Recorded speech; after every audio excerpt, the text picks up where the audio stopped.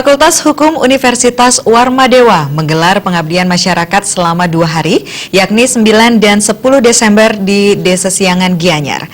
Kegiatan tersebut mengangkat tema melalui pengembangan kepada masyarakat, kita tingkatkan pemahaman hukum agama berlandaskan Trihita Karana.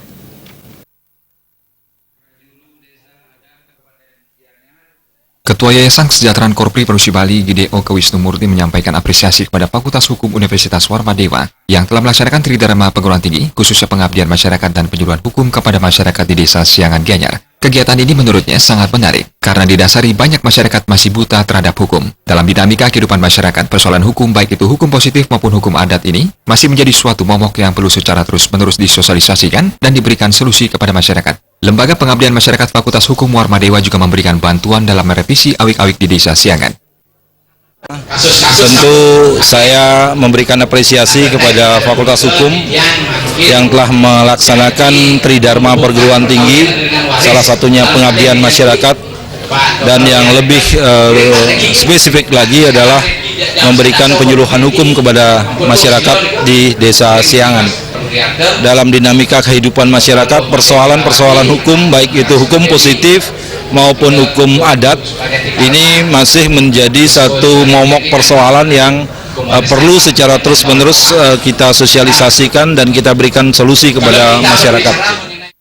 Dekan Fakultas Hukum Universitas Warmadewa, Inyoman Putu Budiarta mengungkapkan, sekitar 100 lebih mahasiswa dan dosen turut serta melakukan pengabdian di Desa Siangan. Kegiatan ini diharapkan bisa berkontribusi terhadap masyarakat, khususnya di Desa Siangan. Unwar sebagai salah satu perguruan tinggi menjalin kerjasama dan memotivasi jalannya pembangunan di masyarakat.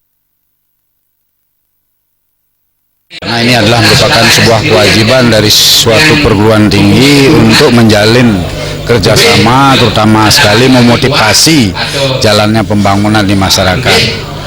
Artinya jangan sampai mahasiswa atau sivitas ini hanya mengejar atau menuntut pendidikan, pengajaran, dan penelitian, tetapi semua itu adalah untuk pembangunan masyarakat, bangsa, dan negara.